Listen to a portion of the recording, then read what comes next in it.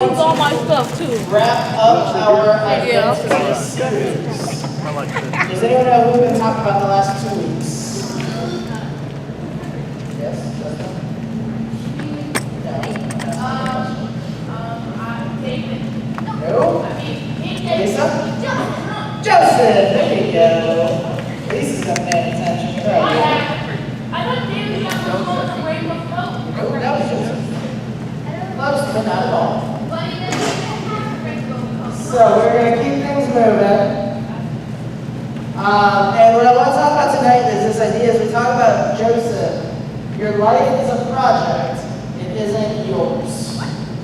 Your life is a project, it isn't yours.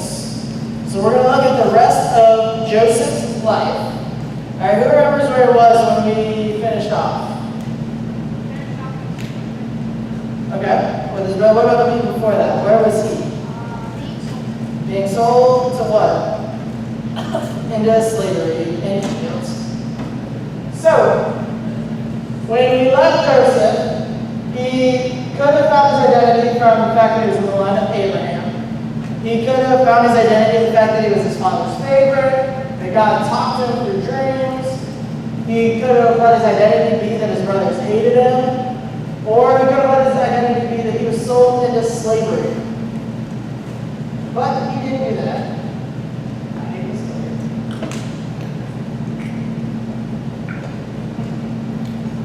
There we go.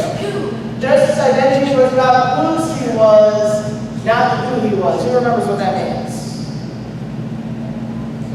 That you're God's, you're not just yourself, but that you belong to God. And that's where Joseph got his identity, not all that other stuff, the good, the bad, the ugly. So, we're going to start reading in Genesis chapter 39, verses 1 through 4. Alright? Now, Joseph had been taken down to Egypt. Potiphar, an Egyptian who was one of the Pharaoh's officials, the captain of the guard, bought him from the Ishmaelites who had taken him there. The Lord was with Joseph so that he prospered. And he lived in the house of his Egyptian master. When his master saw that the Lord was with him, and that the Lord gave him success in everything he did, Joseph found favor in his eyes and became his attendant. Potiphar put him in charge of his household, and he entrusted to his care everything he owned. So, Joseph, as a slave, is still being taken care of by God. Just because he's a slave doesn't mean that God stops caring about him. And Joseph's focus was still on doing what God wanted him to do. Joseph still wanted to serve his master because he was a slave, but he also didn't do anything that disrespected God. He didn't start hating God. He didn't get angry at God because he was a slave. He didn't get angry because he was in this crappy situation. He still just did what he was supposed to do. And so what do you think Joseph's identity was as a slave? No. His identity was still in the fact that he was God. So it was still whose he was, not who he was. Whose he was, not who. Now, there's an interesting part of the story. I'm not going to read all of it because there's a lot of it. We have a lot of scripture coming tonight. But Potiphar's wife. So Potiphar was the guy that owned Joseph. And she tried to get Joseph to go to bed with her on multiple occasions. And Joseph was like, no, you're married to my master. I'm not doing anything that would disrespect me, disrespect them, or disrespect God. That's not cool. And so she tells Potiphar, her husband, that he tried to take her to bed and got him thrown in jail. Yeah, not a cool lady. So Potiphar's wife gets Joseph thrown in jail. And that's where we're going to pick up the story in verses 20 through 23. So, but while Joseph was there in prison, the Lord was with him. He showed him kindness and granted him favor in the eyes of the prison warden. So the warden put Joseph in charge of all those held in the prison, and he was made responsible for all that was done there. The warden paid no attention to anything under Joseph's care, because the Lord was with Joseph and gave him success in whatever he did. So Joseph went from being a slave to being in prison to being in jail, and God continued to take care of Joseph. God continued to take care of him, make sure he was successful, give him prosperity. And Joseph gets to the point where he's in charge of people in jail while he's still in jail. So what do you guys think Joseph's identity was when he was in jail? Yeah, he was still God. He was still who he was, not who he was. And so while he's in jail, there's going to be two men that join him that we're going to talk about.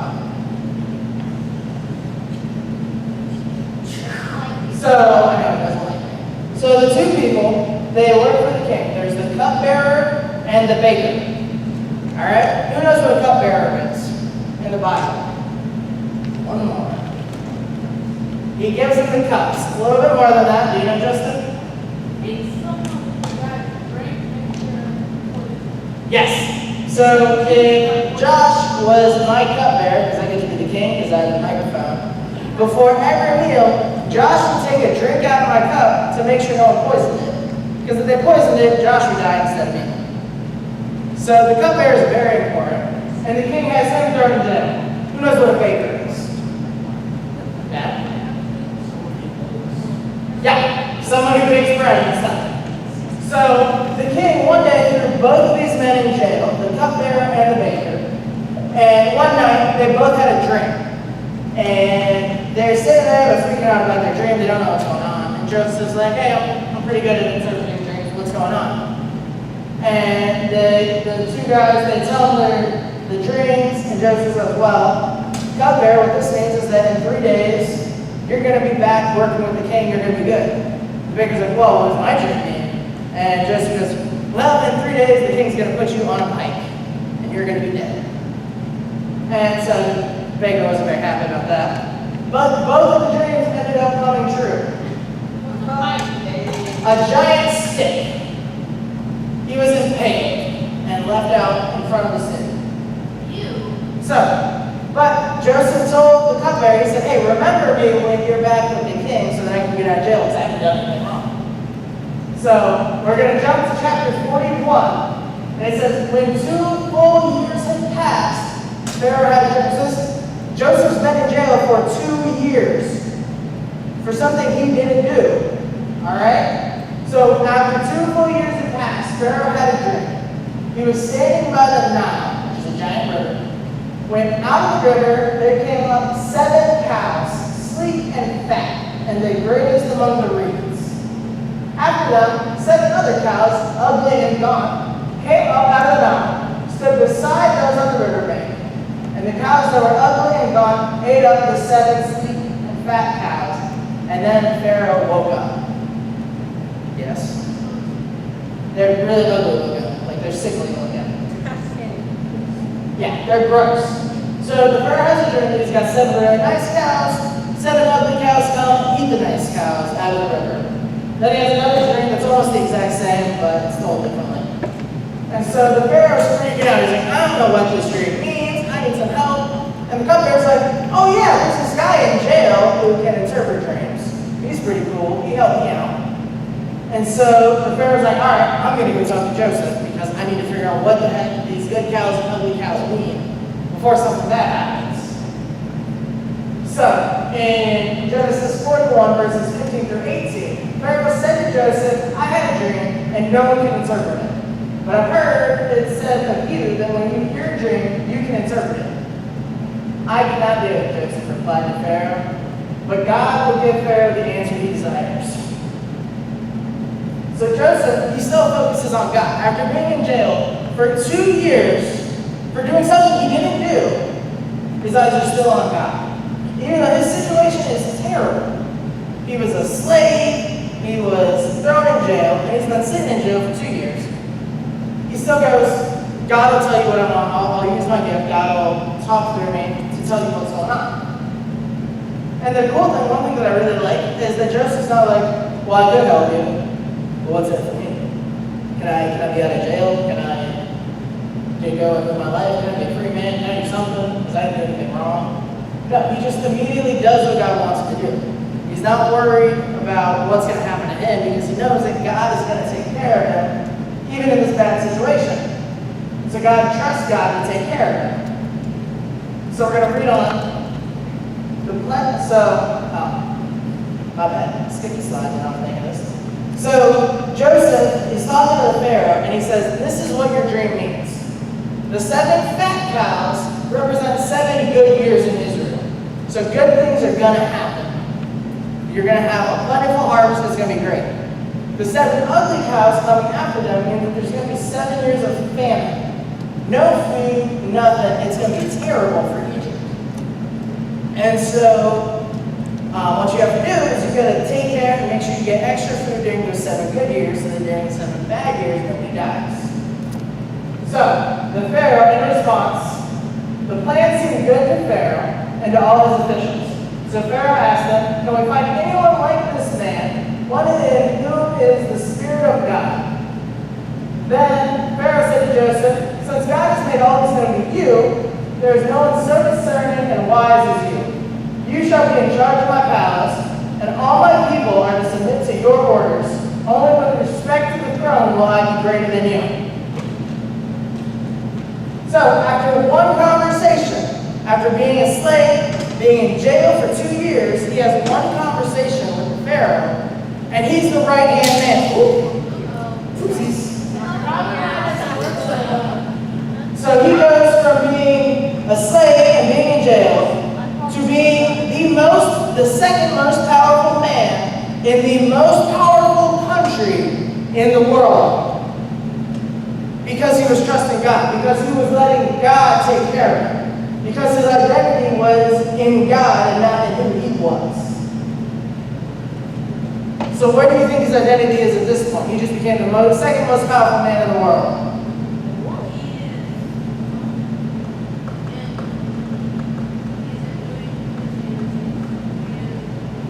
And who's he is? So, it's hard to say it sometimes. But yeah, his identity is still the fact that he belongs to God, and that he wants to do what God wants him to do. So, we're going to keep moving in the story. When the famine had spread over the whole country, Joseph opened all the storehouses and sold grain to the Egyptians, for the famine was severe throughout Egypt. And all the world came to Egypt to buy grain from Joseph, because the famine was severe everywhere. So the famine wasn't just in Egypt, but it was in the entire world. Everywhere that was known and was populated was suffering from a famine, and Egypt was the only way that people were going to survive. So, Joseph gets to save the entire country, and in a sense, the entire world, because he listened to God, he followed the plan that God had given him through Pharaoh's dream, and he saved up a whole bunch of grain, so now that there was a famine, he was able to take care of people. And notice, it says that the whole world came to him. Everyone in the world needed grain, including his family.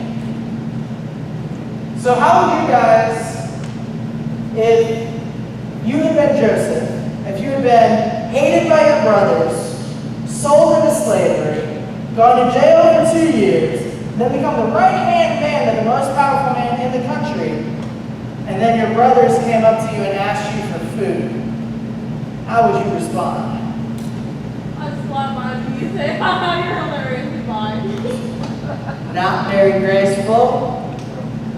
At first I was in Okay, say no, but eventually say yes because they're family. I really think it's a lot of fun. Like, how would the story go? Don't ruin the story, that's my job. Well, she So, eventually, I would become executed. Right? alright, Right? bring it back. So, Joseph kind of plays hardball for a little while. He asks his brother a bunch of questions, sends them back, makes them come back. This whole time, because he recognizes them, but they don't recognize who he is. They have no idea that this guy that's in charge of the world, basically, is their little brother that they sold into slavery.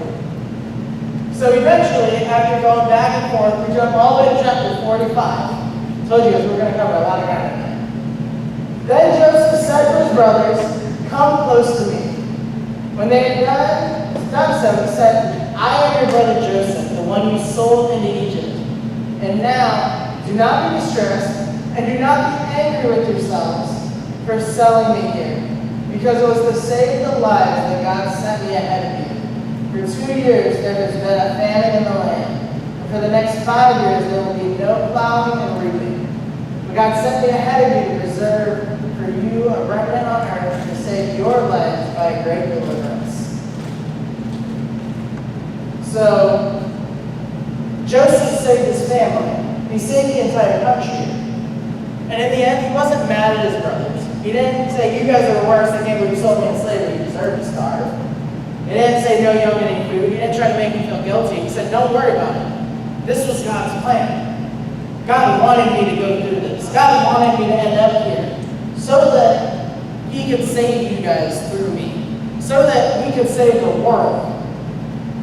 Because God used Joseph to save the world and his family. And his identity is still in God. He's not, after all that he's gone through, he's not getting cocky, he's not getting arrogant, he's not getting obnoxious. He's saying, no, this was God's plan. God wants to do this. God wanted to use me. So this is how God wanted to save the world. And I love that picture because he's hugging his dad, who we hadn't seen after his dad thought he was dead. So that was really sweet. But Joseph's life was a project.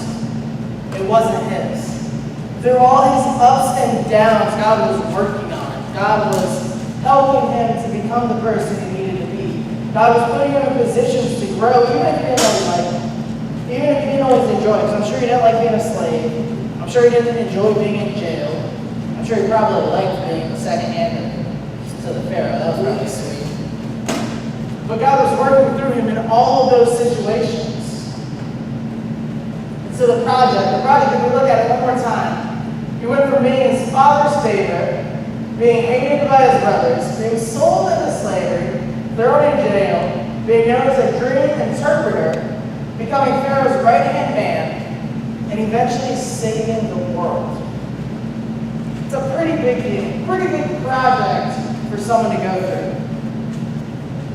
So our project, because our life is meant to be a project that God works through. Our life, the good and the bad, are meant to be for God to use. And maybe you haven't gone through a lot of bad or a lot of good, you're just kind of like, life is life, you know? But you're going to get through something. We all hit something.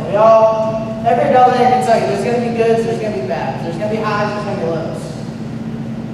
But if you look back, you can usually see how God has used those things. And the beautiful thing is that because of what Jesus did for us, that we get to be so involved in God's plan for our lives. Because Jesus was willing to come down and die on the cross, that we get to be a project that God uses. So, I'm going to pray, and we're going to head to small groups. All right, guys? God, thank you so much for this night. Thank you for the story of Joseph. Thank you for this idea that our life's a project. It isn't ours, and that it's whose we are, not who we are. As you bless small groups, speak through us, help us to listen.